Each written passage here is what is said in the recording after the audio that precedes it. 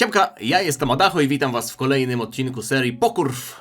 Tam nie ma U. Paczki, od których rosną włosy. Paczka od Daniela dzisiaj wpadła w moje ręce, a w zasadzie wpadła kilka dni temu, ale nagrywam to dzisiaj. Wy to będziecie prawdopodobnie w większości widzieć w kwietniu. Wspierających witam jeszcze w marcu. Powiem wam, że jestem naprawdę zdumiony ilością wspierających, bo zazwyczaj jak osiąga się jakiś nowy próg, ostatnio to było bodajże 300 osób, które wspierają mój kanał, to wtedy można dodawać kolejną emotkę, prawda? Ja mówię, dobra, no to teraz to już na pewno nie będzie większej ilości osób i nie będzie kolejnej emotki. I ja tak dosłownie patrzę dzisiaj, a wiecie, ilu jest już wspierających, którym chciałbym podziękować z głębi serca?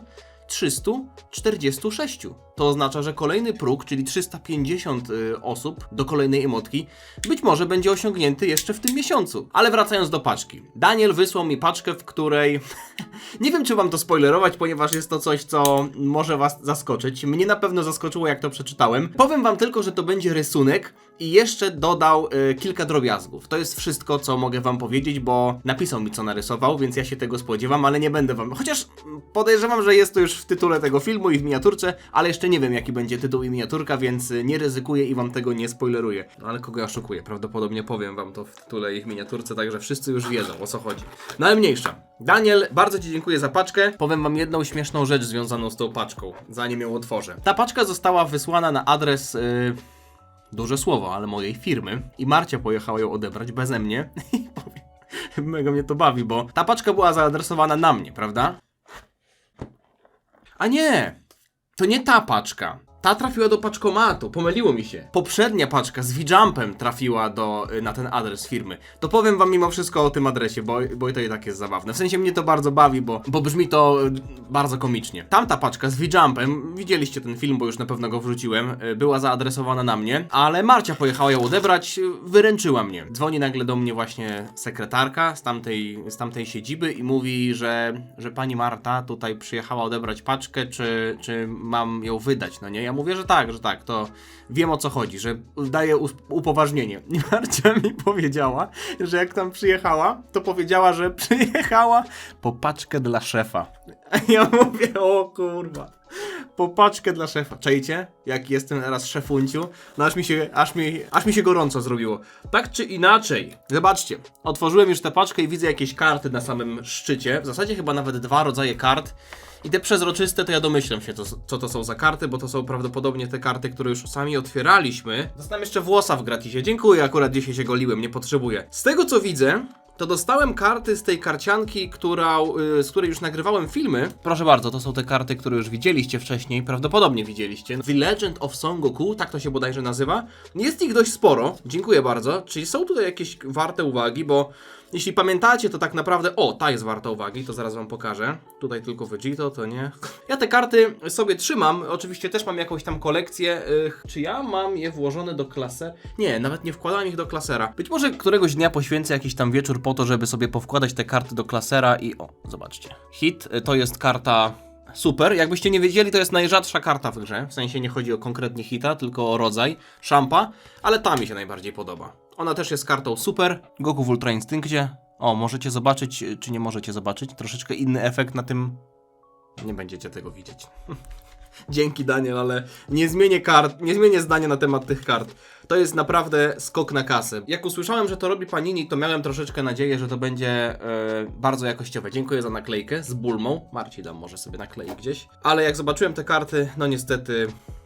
Trochę się zawiodłem, a nawet bardzo bym powiedział, że się zawiodłem, ale zostały jeszcze wrzucone kolejne. I wydaje mi się, że to już są te karty z tej drugiej kolekcji, która też pojawiła się chyba też w Empikach, tylko że ja jej jeszcze nie kupowałem. Tamte karty były plastikowe, te już bardziej są kartonowe i tak naprawdę one mają grafiki, które myślę, że wyglądają lepiej i generalnie same karty są skonstruowane lepiej.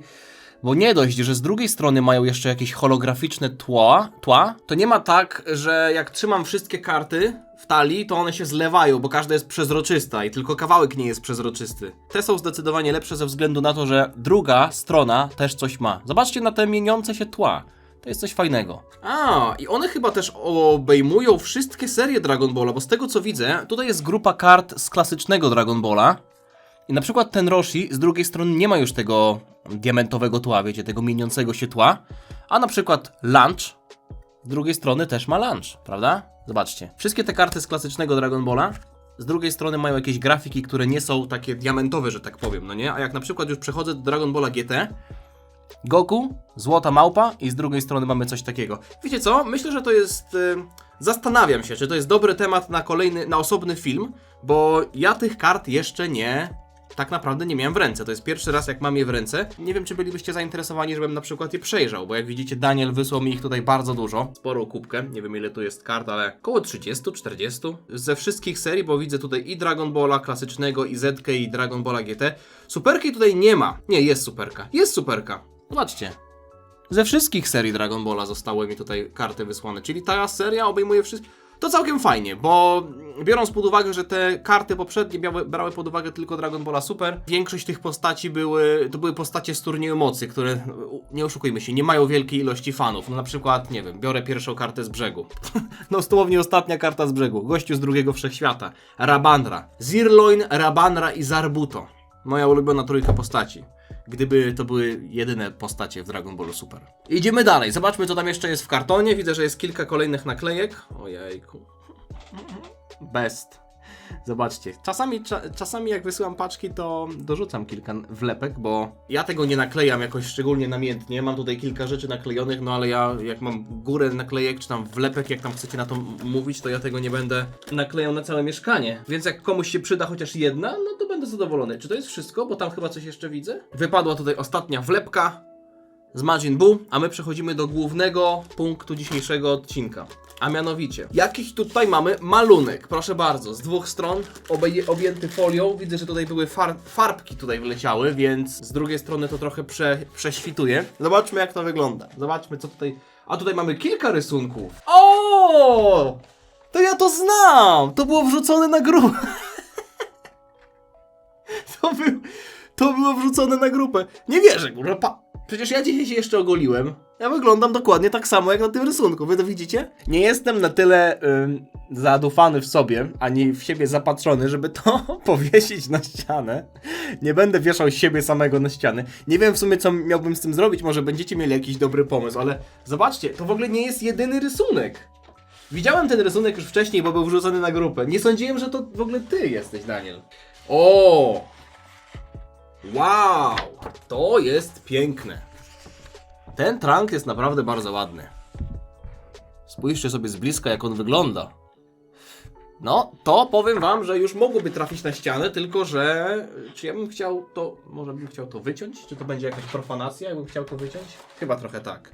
Wow!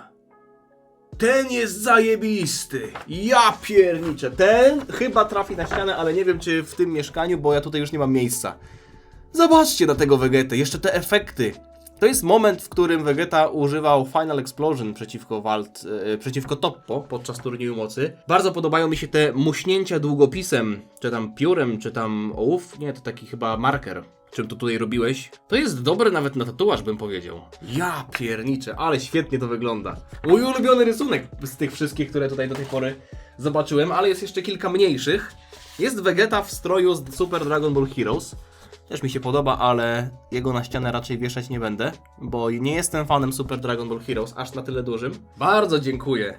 Jest i Bulma, też urocza, Bulma z klasycznego Dragon Balla. Daniel Różana, Daniel, masz jakieś konto na Instagramie czy coś, żeby można było cię zareklamować, czy coś w tym stylu? O, to jest ta grafika, ja pierniczę, zawsze...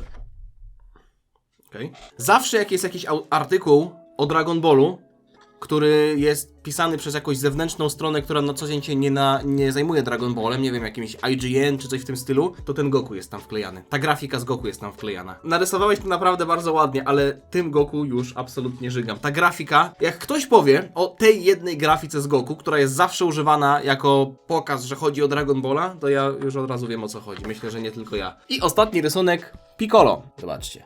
Piękny.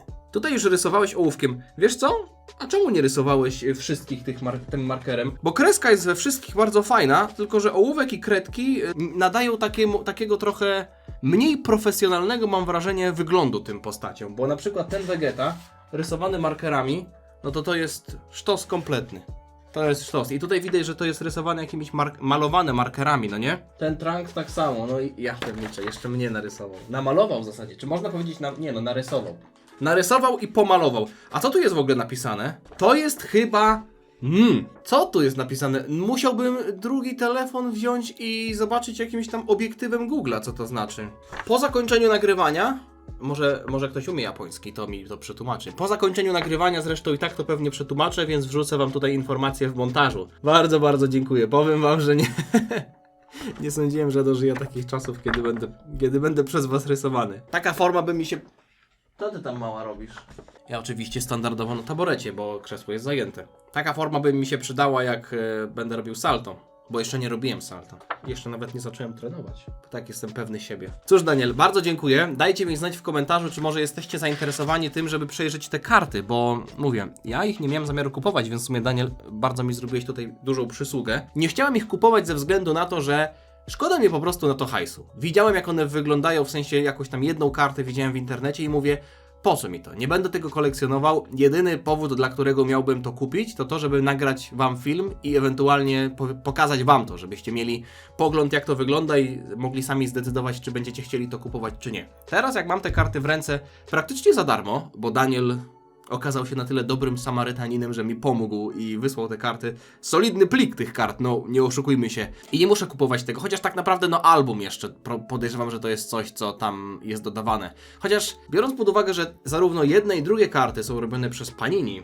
to myślę, że ten album nie będzie różnił się za bardzo od tych, które widzieliśmy ostatnio. Czy tego z poprzednich kart, właśnie tych, czy może z tych nawet lamin kart, które dostałem z Włoch. Myślę, że te wszystkie albumy wyglądają podobnie. Ale nie widziałem, także nie będę tutaj strzelał. Także dajcie znać, czy chcecie, żebym przejrzał te karty. Oczywiście to będzie bardzo luźny film, to jest raczej zestaw kart kolekcjonerskich, nawet tutaj jest napisane, że to jest Dragon Ball Universal Collection. Zorientuję się troszkę na ten temat, czy są jakieś rzadkości, czy są może jakieś grupy kart, czy w jaki sposób je się powinno segregować i tak dalej, i tak dalej. Daniel, bardzo Ci dziękuję za rysunki. Sam widzisz, że za moimi plecami miejsca już absolutnie nie ma. Ostatnio nawet powiesiłem już tego chopera. Nie ma już za mną miejsca, nie wiem, musiałbym dosłownie rysunek na rysunku wieszać, ale jak oglądasz ten film, Daniel, a wiem, że będziesz oglądał, daj znać w komentarzu, czy może masz jakiegoś Instagrama, czy jakkolwiek można Ci się odwdzięczyć, w sensie, że obserwować Twoje konto i może widzowie będą chcieli zobaczyć więcej Twoich prac. Tak czy inaczej. To by było na tyle. Daniel, wielkie, wielkie dzięki. Naprawdę ten obrazek ze mną to jest... Mówię, jest bardzo ładny. Normalnie bym go chciał powiesić, ale nie będę go wieszał, bo to jestem ja. Najbardziej bym chciał powiesić tego Vegetę. W sumie to bym chciał go nawet trochę obciąć, bo tutaj jest za dużo białego dookoła. Jakbym go obciął, w sumie wsadził w jakąś antyramkę, to myślę, żeby mógł trafić na ścianę. Cóż, nie będę przedłużał. Bardzo, bardzo dziękuję jeszcze raz. Czekam na Wasz odzew. Jeśli Wam się podobało, zostawcie lajka, zostawcie suba, żeby niczego nie przegapić i widzimy się niebawem. Trzymajcie się. Na razie. Cześć. Diana.